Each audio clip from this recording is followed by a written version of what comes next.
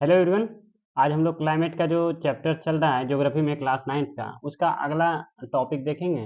अभी तक हम लोगों ने यहाँ पे सीजन्स के बारे में, क्लाइमेट क्या होता है, क्लाइमेटिक कंडीशंस, उसके बाद जाकर के हम लोग देखे थे कि पर्टिकुलरली जो वेदर और क्लाइमेट में क्या डिफरेंस है, मानसून के बारे में देखे थे। ठीक है। और उसके बाद क्लाइमेटिक कंट्रोल्स कैसे करते हैं, फैक्टर्स जो कि अफेक्ट करता है। ठीक है।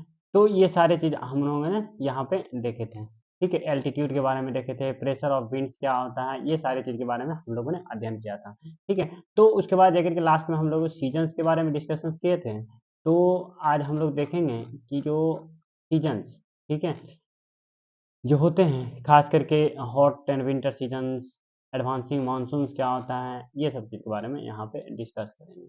ठीक है। अब देखिए पहला जो हम लोग देखेंगे सीजन्स के बारे में। ठीक है। देखिए सीजन्स का हम जब बात करते हैं तो कहता है कि the mountain type of climate is characterize by distinct seasonal pattern, the weather condition greatly change on the seasons to others.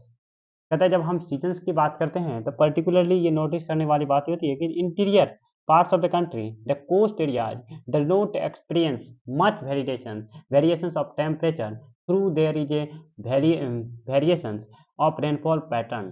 ठीक है। तो कहता है कि कितने प्रकार के सीजन्स होते हैं। तो कहता है कि जब हम बात करते हैं सीजन्स की तो सीजन्स जो होते हैं मेनली, ठीक है, इसको हम लोग आइडेंटिफाई करते हैं चार टाइप से। ठीक है। चार मेन सीजन्स होते हैं जैसे कि कोल्ड वेदर सीजन्स। ठीक है। उसके बाद हॉट वेदर सीजन्स।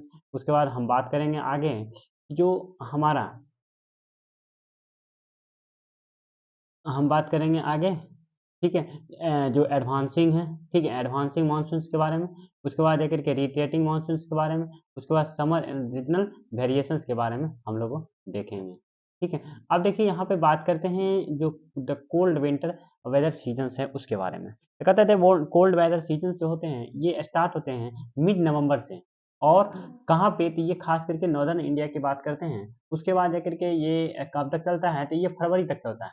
ठीक है। और उसके बाद दिसंबर से लेकर जनवरी तक हम बात करते हैं तो कोल्डेस्ट मंथ होता है नॉर्दर्न पार्ट में जो कि इंडिया के हैं। ठीक है। कहते हैं temperature decrease from south to north. The average temperature of Chennai on the eastern coast is between 24 degree to 25, ठीक है, सेल्सियस होता है। जबकि नॉर्दर्न प्लेन्स में ये रेंज जो होता है बिटवीन कहाँ से कब तक, कहाँ से कहाँ तक होता है, 10 डिग्री सेल्सियस से लेकर के 15 डिग्री सेल्सियस तक होते हैं।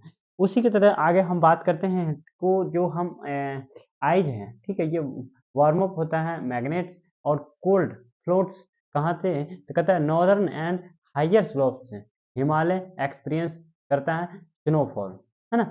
उसके बाद फिर हम आगे बात करते हैं कि जो यहाँ पे इस समय, ठीक है, इस ड्यूरेशन में क्या क्या देखने को मिलता है। तो कहता है during the season northern north east trade winds prevail from the country that blow from the land to sea, and hence the most part of the country it is dry seasons.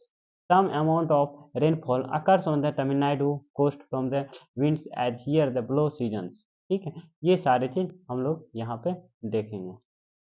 अब देखिए क्या है कि बात ये करते हैं कि जो इस सीजन्स में हम लोग को क्या-क्या देखने को मिलता है, तो खास करके ये वाले जो सीजन्स हैं आपको तमिलनाडु वाले एरिया में देखने को मिलता है। और इसका जो होता है बहुत सारे आपको देखने को ये मिलेगा कि जो ये कैरेक्टरिस्टिक्स हैं, ठीक है?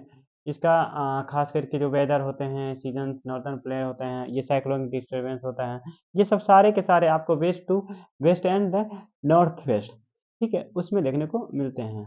कहते हैं the couch the much needed winter rains over the plains, the snowfall mountain, although the total amount of rainfall, locally known as Mahavat, is small, they are immense importance for the cultivations of rabi crops. देखिए रबी crops क्या होता है जो कि ठंडा के मौसम में बोया जाता है। उसी तरह से फिर पेनिनसुलर रीजन, देखिए भारत जो है कैसा है उसका सिर्फ पेनिनसुला। तो पेनिनसुला क्या होता है ये हम ज्योग्राफी में पिछली टॉपिक में बता चुके हैं। क्या कि एक बार फिर से देखिए क्या है, जो पेनिनसुला होता है ये तीन ओर से, ठीक है, तीन ओर से पानी है, इसे पेनिनसुला बोलते हैं। ठीक है। तो ये देखिए हमारा पड़ता है वेस्ट में, ठीक है, इसको बोलते हैं वेस्टर्न। ये पड़ता है ईस्ट में, इसको बोलते हैं ईस्टर्न। और नीचे पड़ता है अरेबियन ओशियन। ठीक है। अब देखिए हम बात करेंगे आगे कि देखिए द हॉट विंटर सीजन्स। ठीक है। देखो हॉट विंटर सीजन्स क्या होता है, कहता है कि देखिए due to the apparent north west, ठीक है, movement of the some global belt heat belt shift north west, जैसा कि हम लोग मार्च से मई में देखते हैं। कहता है इट वेदर, कहता है कि ये जो है ये हॉट वेदर होता है कहाँ पे, खास करके भारत में। उसके बाद एडवांसिंग मानसून, कहता है रेनी सीजन्स में आपको ये देखने को मिलेंगे, है ना। अब देखिए इसी तरह से हम आगे बात करेंगे जो ये एरिया है, ठीक है। देखिए यहाँ पे ये सारे से बताया गया है। उसके बाद रिटेटिंग मानसून क्या होता है, ठीक है। जब पोस्ट मानसून, कहता है कि देखिए ये आपको देखने को मिलता है कब, अक्टूबर से लेकर नवंबर तक में, ठीक है।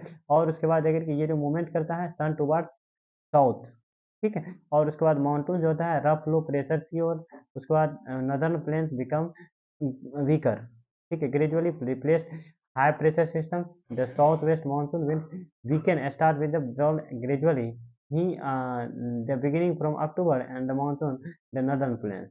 और उसके बाद देखिए ये जो मंथ होता है ये अक्टूबर से नवंबर तक देखने को आपको मिलता है।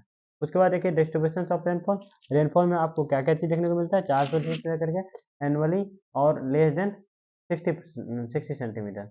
और उसके बाद गुजरात हो गया, पंजाब हो गया, हरियाणा हो गया, उसके बाद अगर के आपको ये सब जो एरिया है यहाँ पे ये वाले मानसून खास करके देखने को मिलते हैं। अब देखिए आगे बात करते हैं हम, कहता है मानसून जो होता है ये अनफाइन बाउंड होता है। देखिए इसमें क्या है ना कि खास करके जब हिमालय होता है, ठीक है, तो हिमालय हम लोगों को खास करके जो भारत है इसका प्रोटेक्ट प्रोटेक्ट करता है, इंडिया को प्रोटेक्ट करता है। ना ही उधर से आपको एक्सट्रीमली कोल्ड और ना ही विंड खास करके देखने को मिलता है हम लोग को। ये इस तरह से हम लोग कह सकते हैं कि हम लोग का सबसे ज़्यादा प्रोटेक्ट जो करता है वो क्या करता है, तो वो आपको ये हिमालय करता है ना। अब देखिए रेनफॉल कहाँ पे कितना होता है, इस मैप में वही दिखाया गया है। देखिए सबसे ज़्यादा जो है 400 डिग्री से ज़्यादा बारिश यहाँ पे होती है, ये वाली जो डार्क है, ठीक है, डीप ब्लू है, इधर वाले एरिया में आपको ज़्यादा बारिश देखने को मिलता है 200 से 400। देखिए ये वाली एरिया में, ठीक है, ये वाली एरिया में देखने को मिलता है। उसके बाद देख करके फिर बात करते हैं हम 100 से लेकर 200, देखिए ये वाली एरिया में, है ना। और जब हम बात करते हैं ये वाली एरिया में 100 से लेकर 200 सेंटीमीटर तक वर्षा होती है, ठीक है। अब देखिए क्या है कि पर्टिकुलरली और भी हम आगे बात करेंगे कि जब हम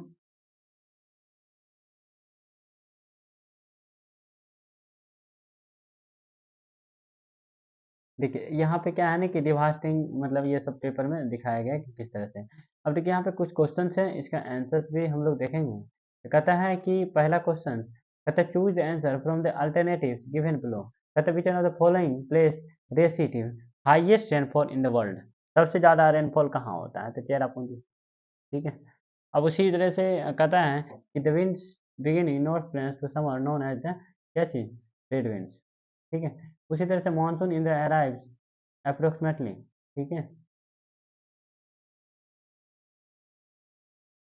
देखिए monsoon approximately in early October, ठीक है, मतलब अर्ली अगस्त। तो उसके बाद फिर अगला क्वेश्चन है हमारा, ठीक है। अगला क्वेश्चन जो जब हम बात करते हैं तो ये अगला क्वेश्चन यहाँ पे देखने को which one of the following, ठीक है, characteristics weather season in India, ठीक है।